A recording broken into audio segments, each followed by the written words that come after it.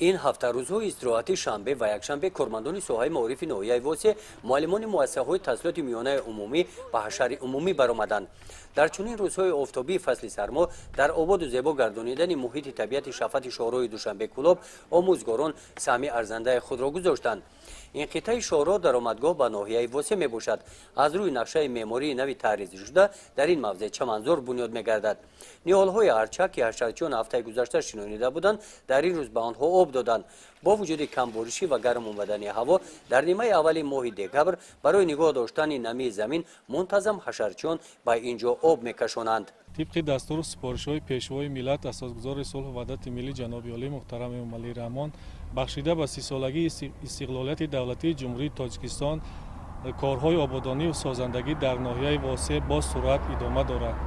امروز با دستگیری مقامات اجرایی حکومت دولتی ناحیه طبق رهبری رئیس کمیسیای ободонии بخشیده به 30 سالگی استقلالیت دولتی جمهوری تاجیکستان وزیر مالیه جمهوری تاجیکستان قوارزاده فیض‌دین ستار هر روز شنبه و یکشنبه در حدود ناحیه واسع حشر گذرانده می شود.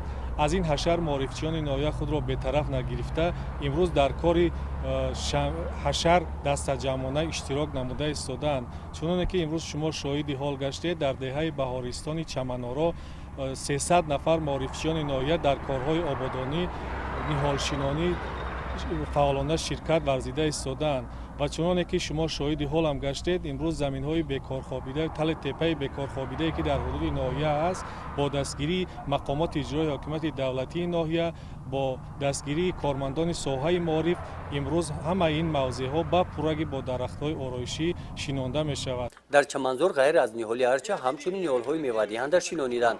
با دستگیری مقامات اجرایی حکومت دولتی ناحیه نهال‌های میوه‌دهنده بادام، خوچ، ملینه از ناحیه‌های کوهستان بلجوان و خوالنگ، مومن آباد، خاروق، درواز و ونج آورده شده در شفت این قطعه شهرها شینانیده شدند. در برابر شنونیدن درختان آرایشی و میوه‌دهنده در چمنزار کارهای ساختمانی ادامه دارند. برای مسافران و مهمانانی که از این قطعه شهرها می‌گذرند با دستگیری صاحبکاران و طریق حشر انشاءات‌های فراغتی و استراحتی ساخته می‌شوند.